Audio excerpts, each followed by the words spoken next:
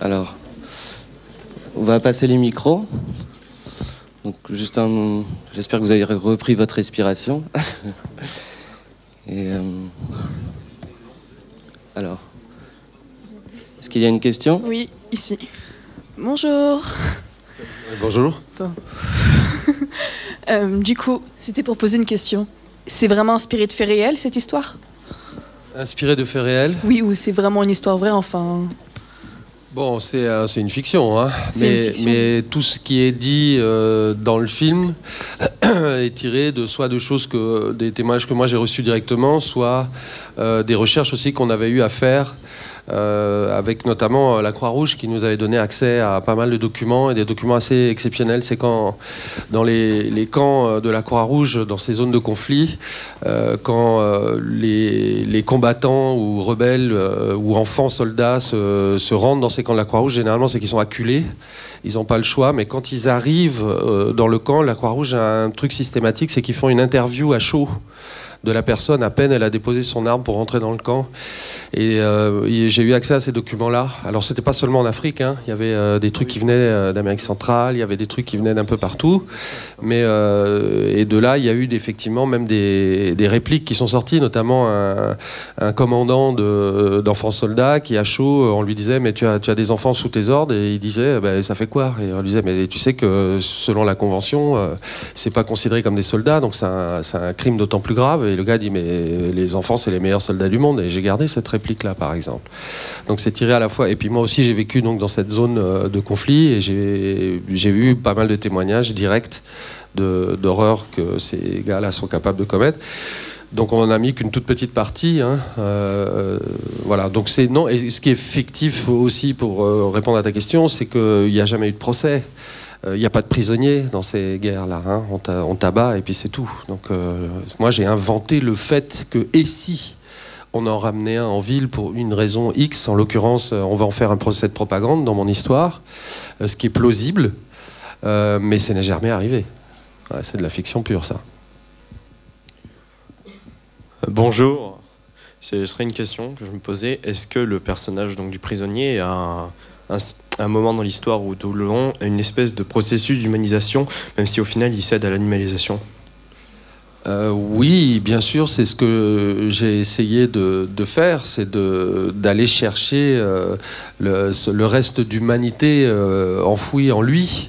C'est tout l'objet de ce film, c'est de briser la carapace et progressivement partir de ce qu'il est aujourd'hui et remonter jusqu'au moment fondateur, jusqu'à l'enfance, jusqu'au moment où il a basculé.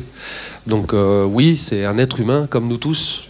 Et c'est bien là tout l'enjeu en fait du film, c'est d'essayer de vous faire voir aussi à travers ses yeux à lui, et de se dire et si c'était moi, qu'est-ce que je serais devenu moi si c'était à moi que c'était arrivé cette histoire-là.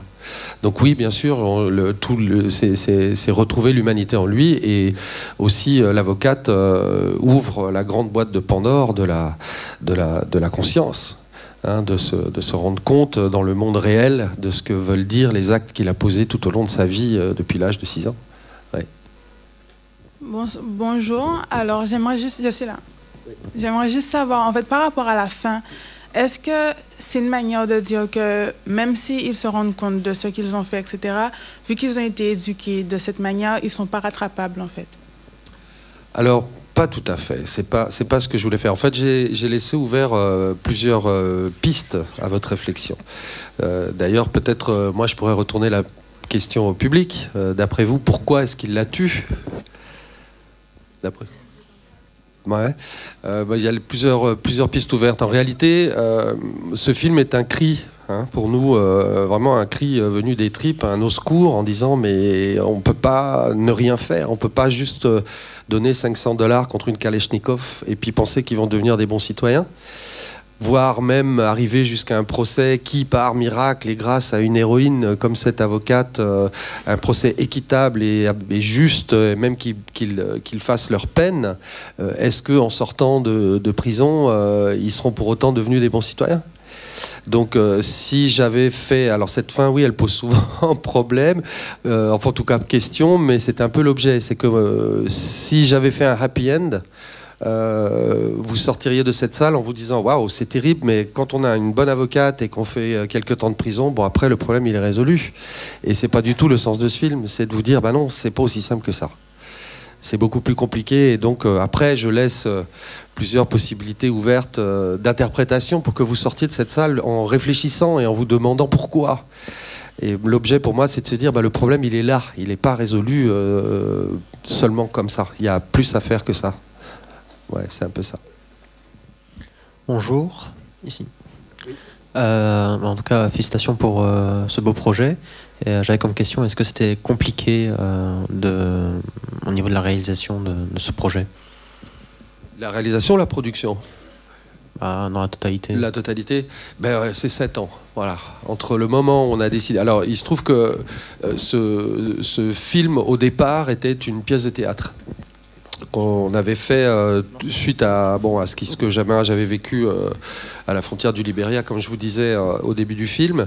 Et c'est le producteur, Philippe Bronstein, des films d'Avalon, d'un côté, qui a vu, et puis de l'autre côté, Sékou Traoré, le réalisateur, qui l'a vu en Afrique, le spectacle. Et les deux ont dit, il faudra en faire un film. Moi, j'avais absolument pas pensé à faire un film de cette histoire-là. Mais entre le moment où on a pris cette décision et que le film est apparu sur les écrans, il y a eu 7 ans de galère pour trouver les financements. C'était très très long et très difficile. Très difficile, vraiment. Mais finalement, on y est arrivé. Voilà. Oui, bonjour. Donc vous nous avez expliqué, voilà, je suis ici. Oui, voilà, vous nous avez expliqué que vous connaissiez très bien, les lieux où se sont passés ces événements qui sont fictifs. Moi, j'avais une question à vous poser, c'est pourquoi avoir choisi la fiction et pas de faire un documentaire sur ce sujet-là? Ouais, c'est une bonne question. Un documentaire, non, j'ai pas vraiment songé parce que c'est très difficile d'aller filmer ces gars-là en zone de guerre. C'est compliqué. Moi, je suis pas documentaliste. Moi, je viens plutôt de la fiction. Et puis, je voulais aussi universaliser un peu le propos, en somme. Vous avez vu que ce film se passe dans un pays fictif. Ce pays n'existe pas. On a mélangé des images du Cameroun et du Burkina Faso. On a inventé un drapeau, on a inventé un président, on a inventé un pays, en fait. Parce que le problème se retrouve dans plein d'endroits, et pas seulement en Afrique, mais si on veut voir que le continent africain, il y a pas mal d'endroits où cette histoire-là a lieu en ce moment, quelque part. En RDC, on avait le Libéria, la Sierra Leone. Aujourd'hui, Dieu merci, c'est à peu près apaisé. On a eu la Côte d'Ivoire tout récemment. Donc en fait, c'était pour moi une façon de faire. C'est une parabole, ce film en réalité. Donc c'est une parabole pour parler d'une façon un petit peu plus universelle de ce problème-là. De fait, quand moi j'ai été confronté à eux et que je me suis posé cette question, j'ai fait des recherches évidemment et je me suis rendu compte qu'aucun des systèmes, des ONG ou des Nations Unies ne s'occupe du cas spécifique d'enfants soldats devenus adultes dans les conflits armés. On les considère, une fois qu'ils sont majeurs, comme des soldats démobilisés. Mais c'est pas du tout la même chose qu'un soldat démobilisé. Et il n'y a pas de programme pour eux. Il y a des programmes pour les enfants, et ça, il y en a beaucoup, notamment énormément de privés, des petites ONG, même locales, qui font énormément pour déconditionner les enfants encore mineurs et les réinsérer dans la société, les ramener à l'école et leur redonner le goût à la vie réelle, la vie normale. Mais il n'y a rien pour ces types-là. D'où ce film, voilà. Mais c'est un propos universel en somme. Et ici, en France, il vous arrive en pleine figure. Les retours des combattants de Daesh, il y en a beaucoup qui sont partis, ils n'avaient pas 18 ans. Et je pense que la problématique est en train de se poser en France aujourd'hui. Ils sont plusieurs, peut-être 1 millier, 2000 qui vont rentrer d'une façon ou d'une autre. Et qu'est-ce qu'on va faire ? Moi, j'ai entendu des gens qui disent on va les enfermer pendant 3 mois en prison. Mais vous croyez vraiment que c'est comme ça que vous allez les déconditionner ? Donc cette problématique, elle dépasse le fait d'un pays ou d'une situation particulière. Elle est un petit peu récurrente. Quand on a conditionné un enfant toute sa vie jusqu'à passer l'adolescence, jusqu'à devenir adulte, de l'autre côté du miroir de la vie, si on veut bien voir, il y a un process à faire, ouais. Donc c'était ça, voilà le pourquoi de la fiction par rapport à un documentaire qui serait vraiment axé sur un problème spécifique d'un lieu donné avec une situation particulière. Alors, j'ai bien aimé ce film et j'avais une petite question. Est-ce que vous avez réussi à faire la promotion de ce film dans le continent africain malgré les critiques de la corruption politique? Ah oui. Non, déjà, ce qui a lancé le film, c'est le FESPACO. Hein, c'est le festival panafricain qui a lieu à Ouagadougou. C'est le plus grand festival de cinéma du continent. Et on a fait l'ouverture du FESPACO en 2015. Et on a eu les Talons de Bronze. Et on a eu 7 des plus grands prix spéciaux de ce festival. Donc ça a été le lancement vraiment de ce film. Et là, c'est un jury panafricain. Donc le film, après, évidemment, on a un problème. On a un gros déficit de salles de cinéma en Afrique, comme vous le savez peut-être. On est en train de reconstruire des salles aujourd'hui, mais les salles ont pratiquement disparu du continent. Pour vous donner un exemple, un grand pays comme la Côte d'Ivoire, enfin une puissance sous-régionale comme la Côte d'Ivoire, il y a 3 salles de cinéma. Au Burkina Faso, il y en a 2. Au Mali, il n'y en a qu'une. Au Sénégal, il n'y en a pas. Au Bénin, il n'y en a pas. Au Togo, il n'y en a pas. Enfin, il n'y en a plus. Donc, c'est très difficile de sortir le film en salle. Pourtant, on a essayé. On l'a sorti dans toutes ces salles-là. Mais on a un déficit de salles. Donc, mais on est en train de reconquérir en fait le public du cinéma, puisqu'il y a des groupes comme le Majestic par exemple qui est en train d'ouvrir des salles de très très bonne qualité avec la 3D, du 7.1. Vraiment, on a maintenant le top hein, à Abidjan. On a 3 salles équipées comme ça. Mais c'est une reconquête du cinéma et du public en Afrique qui a lieu. Toutes les salles de cinéma qui avaient les salles de quartier, il y en avait plein hein, à l'époque. L'époque, c'est pas si loin, hein, je vous parle des années 90. Hein. Et ben, elles ont toutes été, en tout cas dans la partie subsaharienne, elles ont toutes été transformées en sectes religieuses. C'est des églises évangélistes qui ont récupéré les salles. C'est parfait pour faire une église, une salle de cinéma. Moi, je mets un hôtel ici et je suis dans une église. Donc, ils ont récupéré la plupart des salles, en effet, oui. Donc voilà, mais ça a été présenté très bien reçu en Afrique. On a eu des prix au Cameroun, au Congo, notamment à Congo-Brazza, où ils ont vécu ça. Et ils le vivent encore dans le Pool. Hein, ça a recommencé la guerre du Pool. Et c'est pareil, c'est des enfants soldats, mais complètement conditionnés par le pasteur Ntoumi, qui est un espèce de chef illuminé, mystico-religieux, on ne sait pas trop. Et ça repart là, en ce moment. Il y a une guerre dans le Pool, là, aujourd'hui, ça recommence. Et on recrute à nouveau des enfants. Donc, mais donc il a été très très bien reçu en Afrique, très fort, et d'autant plus que, pour répondre à ta question directement, comme je l'ai dit, on a inventé un pays. Je suis pas en train de dire tel monsieur ou tel autre monsieur. Si c'était le cas, oui, peut-être il y aurait eu au moins un pays qui aurait censuré le film, certainement. Mais là, ils peuvent pas, parce que c'est un pays imaginaire. Voilà. Et merci beaucoup pour ce film, parce que ça, enfin, je parle en tant que lycéenne, ça nous permet de voir des choses qu'en fait on n'est pas du tout au courant, et ça nous permet de découvrir voilà, tout ça. Moi j'aurais une petite question, c'est quel message vous voudriez passer aux Occidentaux avec ce film? Ben c'est ce cri du cœur, ce cri d'alarme. Si on a pu porter ce film avec Sékou Traoré pendant 7 ans, c'est parce qu'on l'avait dans le ventre et qu'on avait besoin de... Vous savez, les artistes, souvent c'est ça, hein, on a une boule dans le ventre et tant qu'elle sort pas, on respire pas, quoi. Il faut qu'on le sorte. Et ben ce film, c'est un cri, pas seulement aux Occidentaux, mais à tout le monde, de dire alerte, au secours, on peut pas ne rien faire, on peut pas glisser ça sous le tapis au moment où on fait les accords de paix et penser que tout va bien se passer. Là, on a un exemple en ce moment très concret. Je parle du cas de la Côte d'Ivoire, d'où est sortie cette histoire. On a aujourd'hui un phénomène urbain on appelle les microbes. Je ne sais pas si vous en avez déjà entendu parler. Les microbes, c'est des anciens enfants soldats voilà, abandonnés par leur chef, parce que les chefs, au-delà de 18 ans, il y en a une partie qui a été réintégrée dans les rangs de l'armée recomposée, hein, après la victoire d'une des factions, celle qui était au pouvoir aujourd'hui. Mais les enfants, non. Les enfants, on les a laissés dans la rue et puis à la limite, on s'en est débarrassé. Et ben, ils ont formé des gangs. Ils sont une centaine de mômes et ils sont armés d'armes blanches et d'armes à feu, et ils peuvent vous prendre une rue entière et la dépouiller de la première porte à la dernière porte, et même la police ne peut rien contre eux.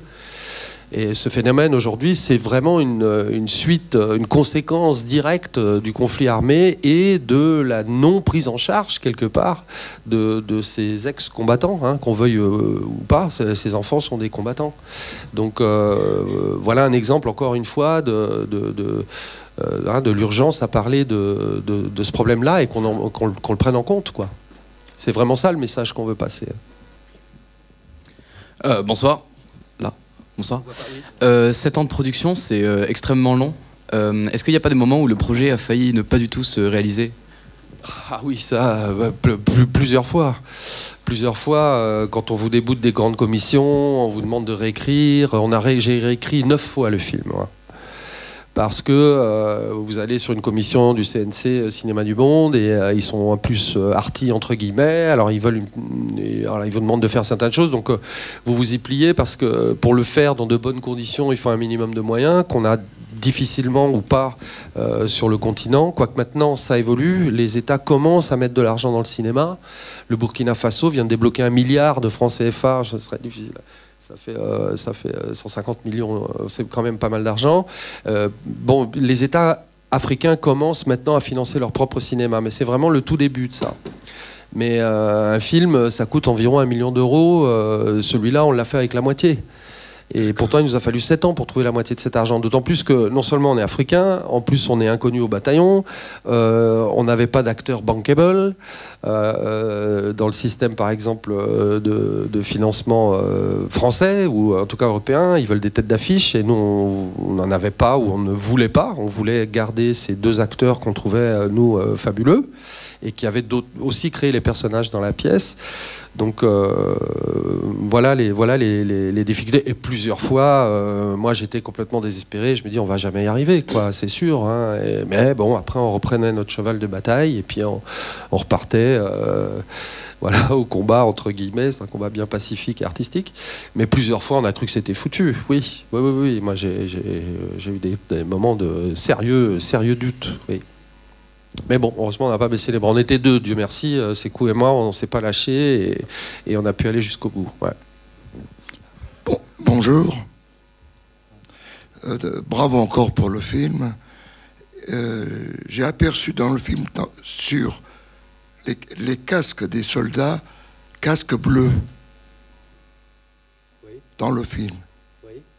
Et est-ce que c'est un clin d'œil à l'ONU ou le casque bleu? À quel moment vous avez vu ça, les casques bleus? Quand il y a oui. Ah oui, bien sûr. Voilà. Il y a une référence aux casques bleus. Oui, parce que les casques bleus, ils étaient là pendant tout le conflit ivoirien et ça empêchait rien du tout. Hein. Il faut qu'on se dise la vérité. C'est super les casques bleus, mais quand c'est très complexe. La hiérarchie des décisions. Enfin, je ne veux pas rentrer dans un débat de cet ordre-là, mais les casques bleus, leur mission, elle est extrêmement ambiguë. Ils n'ont pas le droit de riposter, par exemple. Alors, comment voulez-vous maintenir l'ordre ou à distance des hordes d'enfants soldats qui en ont absolument mais rien à cirer, de aucune règle, de rien du tout, et vous n'avez même pas le droit de riposter?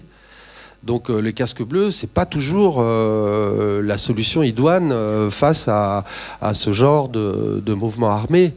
Donc oui, on réfère aux casques bleus parce que pour les militaires, comme je le dis là dans le film, c'est un petit clin d'œil en effet. Pour les militaires, partir en mission pour les casques bleus, c'est le jackpot. Donc c'est pour ça que le cousin de l'assistant de l'avocate lui dit ah non, moi, ne me mêlez pas à votre histoire de procès, moi je veux partir en mission parce que c'est l'oseille. Voilà, la mission de casque bleu, c'est surtout ça. Alors évidemment, là, je reviens pas sur l'importance du travail fait par les Nations Unies, bien entendu, mais enfin sur le terrain, nous qui sommes sur le terrain dans la zone de conflit, les casques bleus, malheureusement, ils contrôlent que là où ils sont. Ils peuvent même pas souvent riposter, ils n'ont pas de mission d'offensive, hein, donc ils peuvent pas reconquérir un endroit qui vient d'être attaqué par. Donc c'est très complexe la mission des casques bleus et c'est un peu frustrant pour les populations parfois. Bonjour, je voulais savoir pourquoi le titre L'œil du cyclone. Ah oui, eh bien l'œil du cyclone, c'est le centre, ce qui se trouve au centre d'un cyclone où on dit qu'on pourrait mettre une plume debout, elle va pas bouger, tandis que tout autour c'est la tornade. Hein, c'est vraiment le centre de ce cyclone. Et pour moi c'est la cellule. Parce que de cette cellule va partir cet immense scandale qui va ravager finalement tout l'entourage. et la famille, et la ville, et la politique, et les instances internationales, et le commerce du trafic international de diamants, etc. Donc c'est vraiment ça. L'œil du cyclone, c'est cette cellule, cette espèce d'endroit où il n'y a pas de vent, où ça bouge pas, mais pourtant c'est de là que tout va partir. Voilà, d'où ce titre. Justement, par rapport à cette cellule, tu m'as évoqué hier que dans la pièce, tout se passait dans la cellule. Et donc finalement, tu as pris le point de vue de filmer la tornade dans le film, alors que pourquoi cette différence, pourquoi ce changement ? Oui, tout à fait. La pièce de théâtre, c'était un huis clos, hein, et on était dans la cellule, et donc on était plus du point de vue quelque part du prisonnier, de Black Swan. Il était constamment là, et c'était l'avocate qui rentrait et sortait au fil des jours, et on voyait comment elle arrivait à le faire parler, puis petit à petit la mener jusqu'au procès, jusqu'à le sauver, et il y avait déjà cette fin tragique à la fin, parce que l'objectif était toujours le même. Mais quand on m'a proposé de faire le film, je me suis dit, non, on va pas faire une pièce filmée, on va profiter de ça pour montrer tous les cercles du cyclone que j'avais pas pu montrer dans la pièce. Alors ça commence par l'univers carcéral hostile, par la justice corrompue, par le système politique et cette guerre civile larvée, et enfin le macro-cercle un peu des intérêts internationaux qui, quand on cherche à savoir pourquoi il y a ces enfants soldats, qui fait qu'il y a ces enfants soldats, on creuse, et on s'aperçoit que ces guerres, elles sont tout à fait liées aux ressources naturelles. Vous prenez la carte de l'Afrique, la carte des conflits en Afrique, et vous prenez la carte géologique de l'Afrique et vous les plaquez l'une sur l'autre, et c'est exactement la même chose. C'est-à-dire que là où il y a des ressources naturelles importantes, or, diamants, pétrole, il y a des guerres qui sont entretenues, et c'est mathématique, plus une guerre est longue et plus l'âge des combattants est court. C'est-à-dire que plus les guerres, les conflits s'allongent, et plus les combattants sont jeunes. Ça, c'est presque mathématique, on va dire. C'était le cas en Europe aussi, hein. Vous avez vu les guerres de Yougoslavie il n'y a pas si longtemps. La Deuxième Guerre mondiale, ce sont des gosses qui ont défendu Berlin lors de la dernière offensive contre Hitler. Je veux dire que c'est... Voilà, donc quand une guerre dure longtemps, et souvent, malheureusement, il faut le dire, il y a des intérêts économiques qui ont intérêt à garder ces zones en zone de guerre, parce que on achète des diamants à même pas un tiers du prix quand on les achète à une rébellion par rapport au prix, au cours du marché officiel. Donc oui, c'est sûr, elles sont entretenues, ces guerres, et elles sont souvent manipulées. Ouais.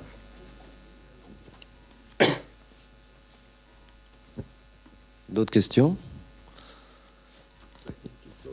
Là-bas.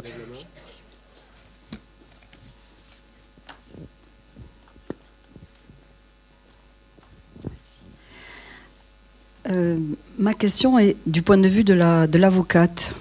J'ai l'impression que, enfin, j'ai ressenti que son passé l'a rattrapée, parce que quand on la voit dans la brousse en face de cet enfant soldat qui finalement ne la tue pas, et ensuite, la fin on la connaît, on a presque l'impression que elle était en sursis et que c'est la fin, quoi. Enfin, moi je l'ai ressenti comme ça. Et aussi que son rôle, quand elle découvre son père, etc., quoi. Mais ce qui m'a vraiment frappé, c'est ce moment où elle est dans la brousse en face de cet enfant soldat. Oui. Bien, oui, parce que évidemment, je voulais montrer les deux faces de cette Afrique d'aujourd'hui contemporaine, les deux extrêmes.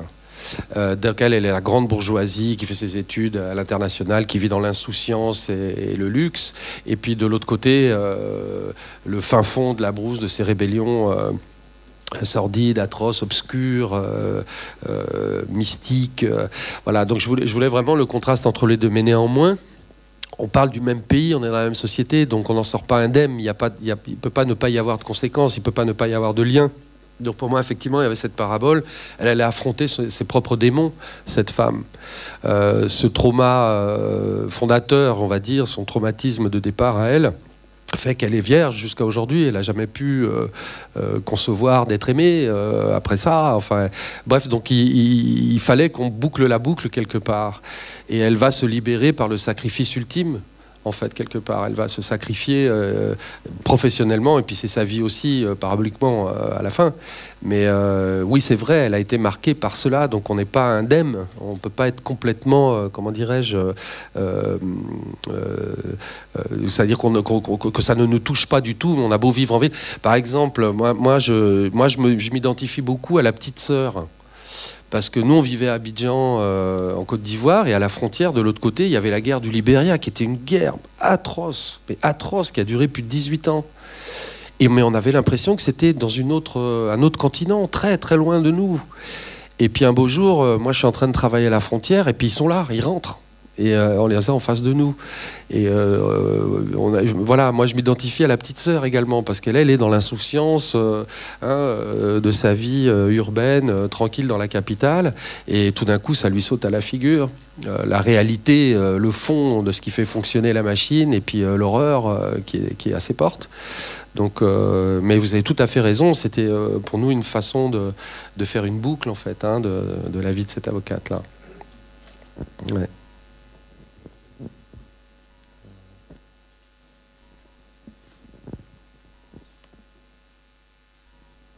Est-ce qu'il y a des films qui vous ont inspiré? Est-ce que par exemple White Material de Claire Denis vous a inspiré pour faire le film? Ah bah, je l'ai pas vu, White Material, ça n'a pas pu m'inspirer. Non, vraiment, l'histoire, elle est vraiment venue de ce que moi j'ai vu. Mais après j'ai vu Johnny Mad Dog, bien sûr. J'ai vu,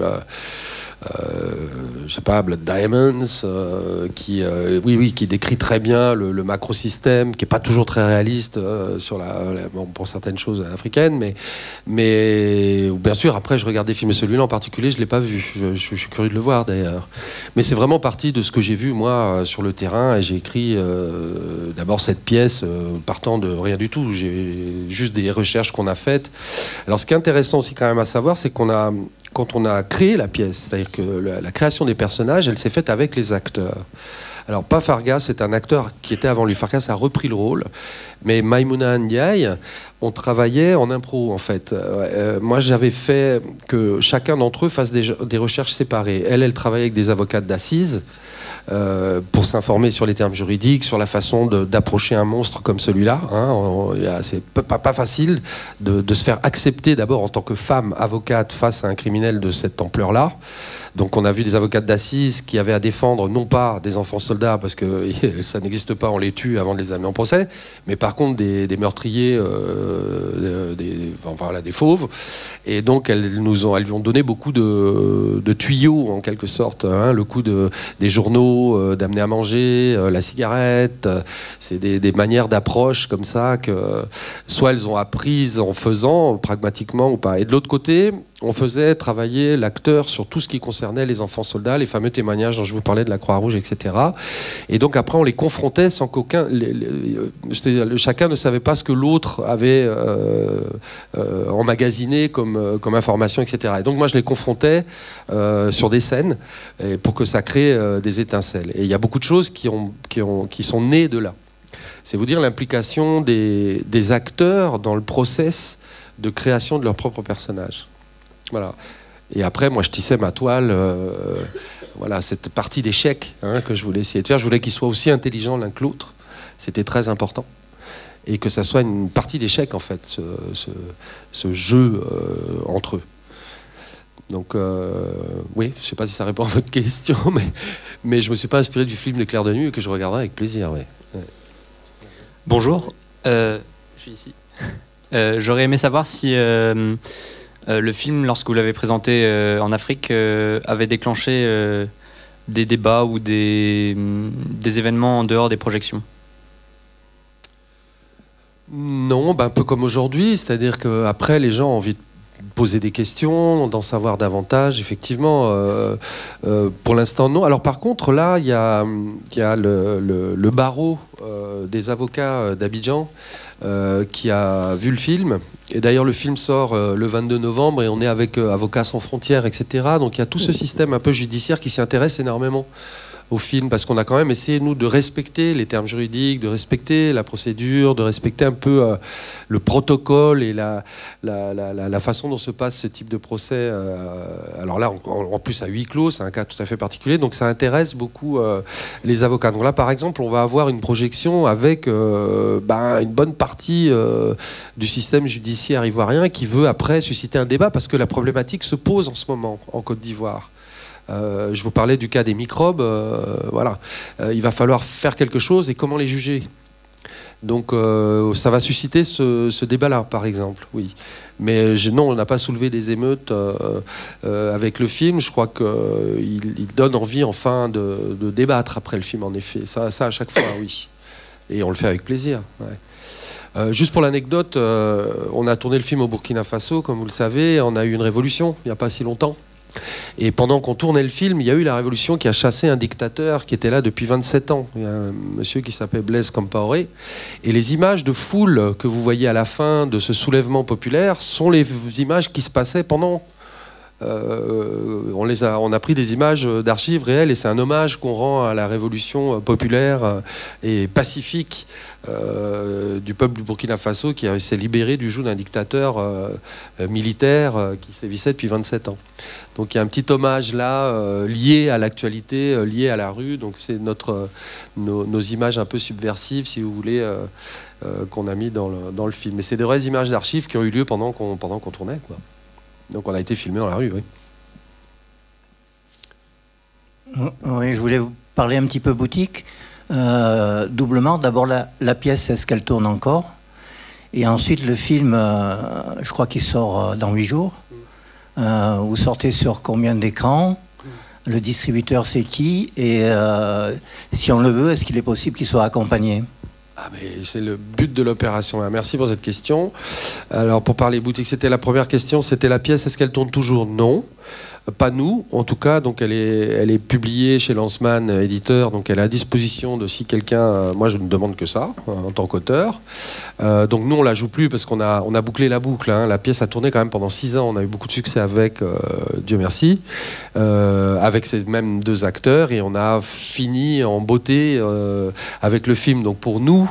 la pièce, c'est fini, et maintenant elle est mise à disposition de qui voudra la monter, et je serais ravi de donner les droits à qui veut. En ce qui concerne maintenant le film, c'est donc Orange a pris le film en distribution, mais eux-mêmes ne sont pas distributeurs en tant que tels, donc il faut s'associer à un distributeur, et c'est Destiny Film qui est le distributeur du film en France et qui fait cette sortie donc du 22 novembre. Enfin, troisième question, combien de salles? Eh ben, c'est tout petit. On a une 30aine de salles à l'heure où je vous parle. Il y en a qui sont un petit peu en attente. Donc on a une 30aine de salles un petit peu réparties en France. À Paris, confirmé, on n'en a que 2. Donc c'est un tout petit créneau, et voilà pourquoi on se bat, et voilà pourquoi, pour répondre à la dernière question, on est prêt à accompagner le film partout. Toutefois qu'on nous sollicitera, soit moi, soit le réalisateur, soit l'un des comédiens, à être présent pour pouvoir faire un petit peu plus que la projection, avec un débat après comme on est en train de le faire là, mais on le fera avec joie. Et c'est même la stratégie qu'on a adoptée. C'est-à-dire on va pas faire la sortie classique sur une semaine, et puis si vous n'avez pas fait les chiffres, on vous dégage et vous disparaissez. Nous, on s'est inscrit dans le temps. On a dit c'est pas grave, on va y aller au coup par coup, au porte à porte, salle par salle, et si on doit faire un événement autour du film à chaque fois, eh bien on le fera. Et donc on s'inscrit sur 1 an, sur 2 ans, et on verra si comme ça, laborieusement, petit à petit, on va arriver à avoir une audience honorable pour ce film. C'est super dur de sortir un film africain sur les écrans français, mais pas seulement. En Occident en général. Il y a eu le cas de Timbuktu, qui est vraiment un cas complètement exceptionnel. C'est un ovni. Il a fait 1 500 000 entrées, c'était jamais arrivé. Je crois qu'il a battu tous les records d'entrée d'un film venu du continent. J'aime pas le terme de film africain, parce que malheureusement, avec le temps, il y a eu une connotation un peu péjorative. Et donc nous, en Afrique, qui travaillons en Afrique, produisons, écrivons et réalisons en Afrique, on a du mal avec ce terme de film africain. C'est comme si on dit c'est une sous-catégorie quelque part. Nous, on veut juste faire des films. Et ça, nous, ce qu'on voulait faire ici, c'est un film, point, qui vient d'Afrique, qui parle d'un sujet qui se passe en Afrique, mais c'est un film. au même titre qu'un film hongkongais, qu'un film chinois, qu'un film... Voilà.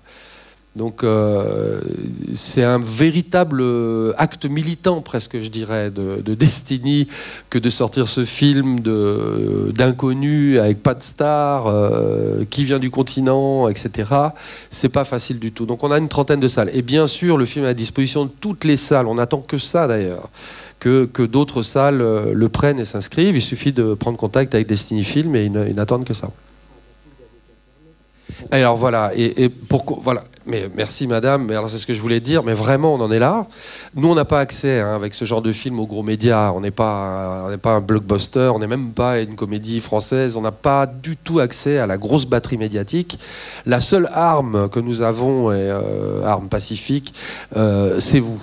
C'est-à-dire vraiment si vous avez aimé le film, parlez-en autour de vous, parlez si vous avez des copains qui ont des salles, la sortie du 22, regardez sur internet partout où ça passe, ici notamment, il va jouer ici à Sarlat, au Rex, qu'on remercie de nous avoir invités vraiment du fond du cœur, parce que c'est à chaque fois pour nous c'est comme une victoire de voir notre film sur un grand écran en Europe. Vous pouvez pas imaginer, ça fait 2 ans qu'on attend ça, 2 ans qu'on attend que le film puisse sortir, qu'on trouve un créneau, c'est un combat, hein.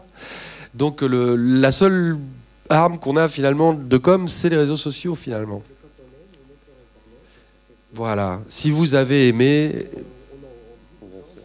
absolument. Dites aux gens d'aller le voir. Pardon, s'il vous plaît, aidez-nous et que la sortie soit pas ridicule. Voilà. Si le film le mérite.